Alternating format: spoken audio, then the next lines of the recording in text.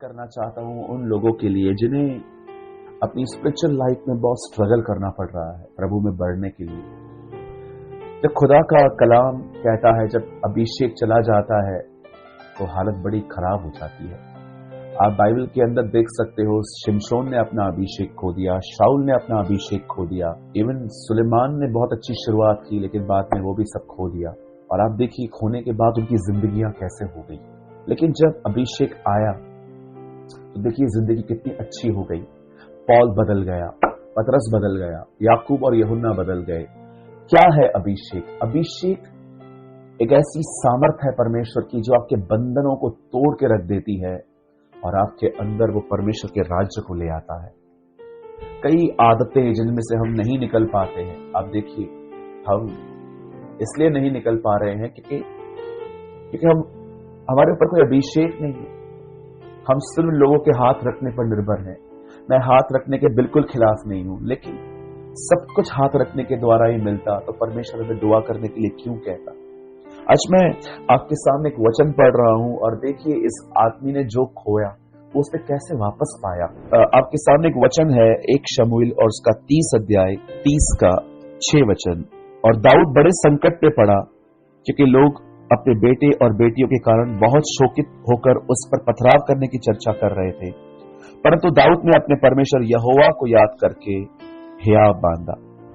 हम यहाँ पर दाऊद को एक बहुत टफ सिचुएशन में देख रहे हैं। आप जानते होंगे दाऊद की बहुत सारी दुश्मनियां थी। दाऊद ने इजराइल में गंदगी न घुसे, इसीलिए उसने बहुत कड़े युद्ध लड़े थे, उसने बहुत सारे युद्ध लड़े थे और कभी कभी इन युद्धों में कुछ इनोसेंट लोग भी मरे थे। आप बहुत सारा बाइबल में पढ़ सकते हो, बाइबल हमसे कुछ नहीं छुपाती। और बाइबल के अनुसार दाऊद की बहुत सारी अपोजिशन थी, बहुत सारे दुश्मन थे उसके। और बाइबल कहती है, खुदा का पाक कलाम कहता है कि एक समय था जब दाऊद अपने लोगों के साथ कहीं बाहर गया हुआ था।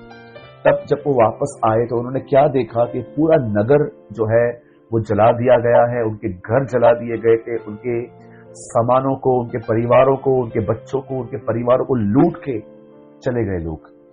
और जब ये सब देखा गया कि हमारे बच्चे नहीं रहे, हमारे घर के अंदर सारे परिवार खत्म हो गए, सब के सब लूट में चले गए, तो बाइबल बताती है सब लोग रो पड़े। और लिखा है वो इतना रोए कि उसके बाद उनमें रोने की ताकत ही नहीं बची। आप जानते हो ये सब होने के बाद लोगों को लगा कि दाऊद के कारण ये सब हुआ है और लोगों ने दाऊद को मारने के लिए अपने हाथ में स्टोन्स, पत्थर उठाए और दाऊद ये सब देखकर बहुत निराश हो गया। लेकिन बाइबल कहती है दाऊद ने अपना हियाव नहीं छोड़ा। दाऊद ने प्रभु को याद किया, उसने देखा कि प्रभु कितना भला है, वो मुझे कैसा संभालता आया है, उसने मुझसे कितनी प्रतिज्ञाएं की हैं। दाऊद ने प्रभु को याद किया और बाइबल बताती है दाऊद एक जगह पे गया। ये बहुत अद्भुत है। दाऊद एक जगह पे गया, दाऊद खुदा के सामने बैठा दुआ में और उसने प्रभु से पूछा, प्रभु जिन लोगों ने हमारे परिवार को वो ले गए, क्या मैं उनका पीछा करूं? क्या मैं उन्हें पकड़ लूंगा? परमेश्वर ने कहा, हां तू उन्हें पकड़ लेगा। बाइबल बताती है कि दाऊद उसके बाद अपने सैनिकों के साथ निकलता है। चलते चलते उसे एक जगह पर एक भाई मिलता है जो बीमार था और वो रास्ते पे पड़ा हुआ जैसा था। और दाऊद ने उससे बातें की तो उसे पता चला कि ये व्यक्ति बीमार है। तब दाऊद ने और उसके लोगों ने उससे पूछा कि तू कौन है? तो उसने बोला, मैं एक इजिप्शियन हूं, मैं एक मिस्र का रहने वाला व्यक्ति हूं, मैं कुछ लोगों के साथ आया था लेकिन मैं बीमार था, वो मुझे छोड़ के चले गए। दाऊद जान गया ये वही लोग हैं जिन्होंने हमारे परिवार को लूट के लेकर गए हैं। और दाऊद ने उसको सब कुछ पूछा और उसे सब बताया और दाऊद ने उसकी जिंदगी छोड़ दी। और जब फिर वो आगे बढ़े तो दाऊद ने वहां देखा कि सब वहीं पर है और दाऊद ने उन सबको मारा और वो वापस अपना सब लेकर आया। इसी कलाम के इसी अध्याय में आप पढ़ सकते हो, आगे लिखा है दाऊद सब का सब लौटा ले आया। अब मैं आपसे बात पूछना चाहता हूं।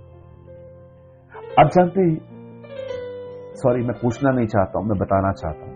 आप जानते हैं सब कुछ खो दिया दाऊद ने और दाऊद ने अपना सब कुछ पा लिया। और आप जानते हो शुरू कहां से हुआ? ये शुरू हुआ एक छोटी सी प्रार्थना के द्वारा। आप सोचिए, जब वो लोग रो रहे थे, मतलब वो कितने इमोशनल हो गए थे।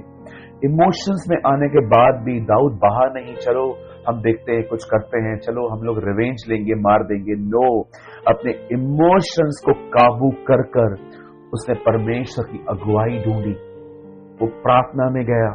आज बहुत कम लोग हैं जो कुछ करने से पहले परमेश्वर की मर्जी को जानने की कोशिश करते हैं। प्रभु मैं ये करने वाला हूं, करूं मैं? प्रभु ये मैं खरीदने वाला हूं, मैं खरीदूं? प्रभु मैं चाहता हूं, मैं चाहता हूं मैं यहां से शिफ्ट हो जाऊं। आप चाहते हैं? आप बहुत सारे काम जब खुदा से पूछकर नहीं करते या आप उसकी अगुवाई नहीं ढूंढते, आप देखिए वो काम करने के बाद हमें पता चलता है कि हमारे डिसीजंस रॉन्ग थे। क्यों? क्योंकि वो इमोशंस के बेस पे किए गए थे, वो अपनी समझदारी के बेस पे किए गए थे। बाइबल बताती है यीशु ने अपने 12 चेलों को चुनने से पहले पूरी रात प्रेयर की थी। आप पढ़ के देखिए, लिखा है पूरी रात प्रेयर करने के बाद अगले दिन उसने अपने चेलों को चुना और उन्हें प्रेरित कहा। आप जानते हो बाइबल साफ कहती है उसका मन पाप से अलग था। शुद्ध मन होने पर भी यीशु खुद पर निर्भर नहीं था। उसने परमेश्वर से सारी रात पूछा कि तू बता मैं किन को चुनूं, और परमेश्वर की अगुवाई से यीशु ने कहा, पुत्र कुछ नहीं करता जब तक पिता को करते हुए न देखे, पुत्र कुछ नहीं कहता जब तक वो पिता से न सुने। मैं आप में से हर एक को कहना चाहता हूं, मेरे भाइयों मेरी बहनों, जितना कुछ दाऊद ने खोया वो उससे सब कुछ पा लिया सिर्फ एक वजह से, दाऊद ने प्रार्थना की। एक छोटी सी प्रार्थना की, शायद कोई बड़ी लंबी प्रार्थना वहां नहीं लिखी है। एक छोटी सी प्रार्थना की, प्रभु ने उसको लीड दी और उसने वो किया और वो आशीषित हुआ। मैं आप में से हर एक को कहना चाहता हूं, चाहे आपने कुछ भी क्यों न खोया है, चाहे अपना अभिषेक खोया है, पहले आप प्रभु की उपस्थिति में जीते थे, अब नहीं जी रहे हैं। आप परमेश्वर की महिमा में चलते थे, अभी आप नहीं चल पाते हैं। हो सकता है आपका दिल पहले बहुत हम्बल था, पर आप इन दिनों में कठोर से हो गए हैं। हो सकता है, ये तो सिर्फ मैंने स्पिरिचुअल थिंग्स बताई, कभी कभी हमारे पास बहुत तकलीफें भी होती हैं। कई बार हमें सर्वाइव करने के लिए, बिल्स पे करने के लिए पैसे नहीं होते, क्योंकि हमने सारे अपनी गलतियों के कारण खो दिए हैं। चाहे हमने कुछ भी खोया हो, मैं आप में से हर एक को कहना चाहता हूं, आप उसे वापस पा सकते हैं। आपको एक काम करना है, सबसे पहले व्हाट्सएप के स्टेटस पे डालना बंद कर दो कि आपको तकलीफ है। 80% 90% लोग प्रेयर नहीं करते हैं, जस्ट उसको पढ़ते हैं। कुछ ही लोग होते हैं जो आपके लिए प्रेयर करते हैं। अपना दर्द लोगों को शेयर करना बंद कर दीजिए। अपना प्रॉब्लम ऐसे लोगों के साथ शेयर करिए, एक दो लोगों के साथ जो सच में आपके लिए प्रार्थना करते हो। पूरी दुनिया से सिंपैथी गेन करने की कोशिश मत करिए। खुदा के पास जाइए, उंडेल दीजिए अपने आप को उसके सामने और उस पर आशा रखिए कि वो लौट आएगा। पृथ्वी ने सब कुछ अय्यूब का ले लिया, स्वर्ग ने उसको सब लौटा के दिया। मैं आप में से हर एक को कहना चाहता हूं, मेरे भाइयों मेरी बहनों, दाऊद को सब कुछ मिल गया, पर ये शुरुआत हुआ एक प्रार्थना से। मैं आप में से हर एक को इनकरेज करता हूं, अगर आप अपना खोया हुआ अभिषेक वापस पाना चाहते हैं, प्रार्थना करिए। बाइबल बताती है यीशु ने प्रार्थना की, पवित्र आत्मा उतरा कबूतर के नाई। आप पढ़ के देखिए चारों गॉस्पेल्स को, आपको कहां ना कहां ये लिखा हुआ मिलेगा। और जब वो पानी से ऊपर आया बपतिस्मा लेके, उससे प्रार्थना की और पवित्र आत्मा कबूतर के नाई उस पर उतरा। बाइबल बताती है जब चेले प्रार्थना कर रहे थे प्रेरितों के काम में, तब उनके ऊपर आत्मा उतरा। जब उन्हें धमकियां मिल रही थी, तभी भी उन्होंने प्रार्थना की और उन्हें और अभिषेक से भर दिया गया। याद रखिए, प्रार्थना और अभिषेक जुड़वा है। जहां प्रार्थना होगी वहां अभिषेक भी होगा।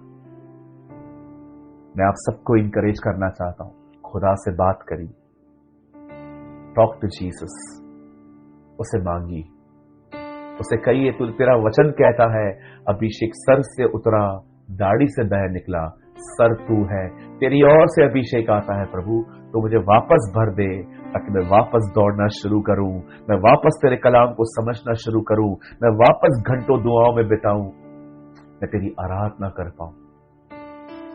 मेरे भाइयों मेरी बहनों, प्रार्थना करिए। 3 रास्ते हैं एक परमेश्वर के दास ने कहा अभिषेक को पाने के। पहला प्रार्थना, दूसरा प्रार्थना, तीसरा प्रार्थना। मैं उम्मीद करता हूं आपने समझा होगा, हम अपने अभिषेक को कैसे पा सकते हैं? एक आखिरी चीज जो मेरे दिमाग में अब आ रही है, आप प्रार्थना करते हैं, ये बहुत इंपॉर्टेंट है। प्रार्थना के बाद आप किस तरह की जिंदगी जीते हैं, ये उससे भी ज्यादा इंपॉर्टेंट है। खुदा आपको दे तो देगा, कहीं व्यर्थ बातें बोल बोल के, गॉसिप कर करके उसे गवाइए मत। अपने अभिषेक में बने रहिए, शांत रहिए, जहां जरूरत है वहीं पर बात करिए, अदरवाइज शांत रहिए। अपने अभिषेक